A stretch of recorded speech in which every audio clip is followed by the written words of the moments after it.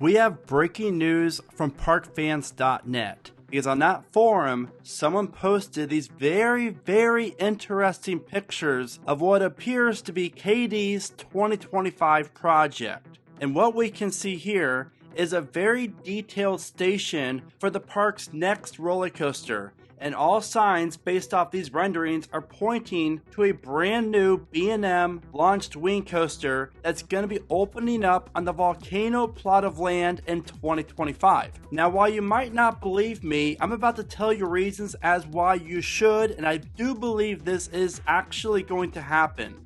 My name is Brandon, and welcome to my channel Keep Riding Coasters, formerly Theme Park Predictions. And in this video here, I stated around a month ago that King's Dominion would indeed be getting a 2025 coaster after all. And while I did say this prediction is very hard to make, just because there's so many different types of coasters that would fit perfectly at King's Dominion in the old volcano plot of land, because this area right here is actually over 4.65 acres. You're talking a very large plot of land. But the big question is, well, two of them actually. One, does a launched wing coaster make the most sense for King's Dominion? And how large of a coaster are we talking? And when you look over King's Dominion's coaster lineup, you can clearly see that they have not added a launch coaster since Backlot Stunt Coaster, which opened up way back in 2006. So a launch coaster does make a lot of sense, especially since this coaster is going to be replacing the retired VOLCANO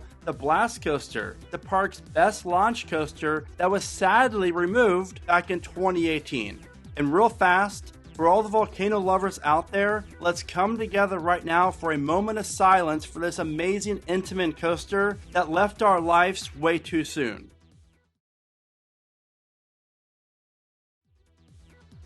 Now, let's talk about this wing coaster, because I really do like this fit, because besides Dominator and really Twisted Timbers, there's really no other good coasters at the park that go upside down. I mean, I like Flight of Fear, but not everyone does, and it's indoors. But Anaconda, I mean, let's face it, the Aero coaster, it's almost time for it to go. It's a beautiful setting, but by offering another coaster that features inversions, or at least is inversion focused, is a great move for King's Dominion, in my opinion. Because the last coaster that was added that was purely inversion focused was Dominator, and that opened up in 2008. So a B&M wing coaster would do really well in King's Dominion's lineup. Plus, this type of ride cannot be found anywhere near the park, so marketing wise, that makes almost too much sense, because the closest wing coaster to King's Dominion would be Cedar Point or Dollywood.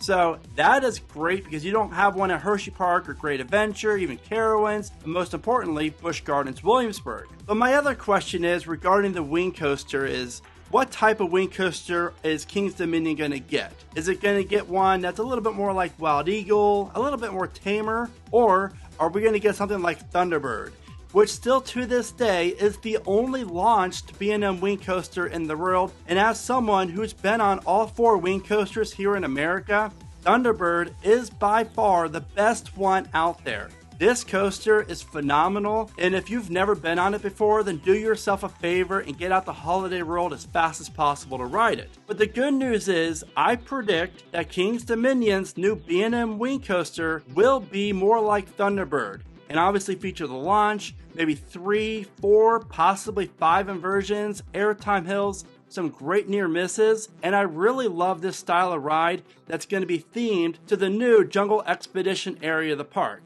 I really feel like this will tie in the whole entire area, and I can also see Flight of Fear and Intimidator 305 getting rethemed as soon as next year. And I almost forgot that obviously Anaconda already fits in with this theme, but Backlot, I've always been kind of turned off with the placement of this ride. I just don't really like how it's like tucked away. It's hard to see. So I definitely feel like King's Dominion will also retheme Backlot Stunt Coaster and maybe even make it more noticeable on the midway somehow. But as far as how large this B&M wing coaster will be, I think it's going to be longer than Thunderbird, but probably not too much longer. But here's the stats for Thunderbird, and as you can see, I really feel like this style of ride, as well as the stats here, would really fit very well with King's Dominion's lineup and would probably become the best GP friendly coaster in the park. I just really hope that Cedar Fair does not cheap out with this project and we're going to see some near miss elements added to the layout. Because after all, this is a wing coaster and 3 out of the 4 ones here in America offer a near miss element. Dollywood really missed the mark with Wild Eagle in my opinion, but the good news for King's Dominion is they could easily market this as the tallest, fastest, and longest launched wing coaster in the world. So I definitely see this coaster being around 150 feet tall and offering a speed around 63 or 64 miles an hour. Now something else important to note, and that is Thunderbird cost Holiday World $22 million. That is a lot of money for a B&M and a lot of money for King's Dominion, which is great news because obviously years ago, Cedar Fair had no problem spending that type of money on King's Dominion when it came to I-305. So if King's Dominion really is getting a B&M wing coaster around the same size as Thunderbird, then that means that Cedar Fair is back to investing big time at King's Dominion.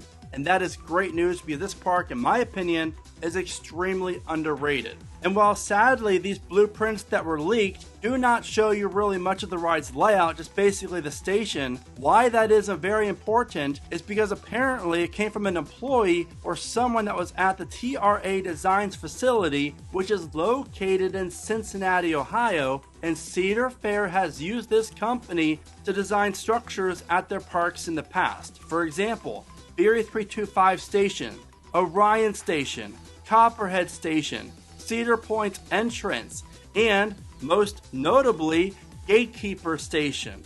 So I really feel like this is legit. If you look closely, the date on this does say it is September 2023, which even further cements that this thing is 2025, and I'm very excited. I really like this move. I feel like there's other coasters out there that would be an equally good a fit for King's Dominion in this plot of land, but a B&M launched wing coaster really does fit the marketing aspect of the park and gives King's Dominion something that they can easily get out to the locals as well as the pass holders saying, hey, you've never experienced this type of ride before, get out to the park. This is something that Busch Gardens does not offer. And speaking of Busch Gardens, 2025, that is the year for their brand new coaster, and it's going to be over 200 feet tall apparently. So Virginia lovers, you guys are, this is crazy. So King's Dominion is going to get a launch B&M wing coaster, and then Busch Gardens Williamsburg is going to be getting a coaster that's possibly over 200 feet tall, and better yet, RMC hybrid. With all that being said, what are your thoughts about this? What do you think? Are you excited about this, or do you wish King's Dominion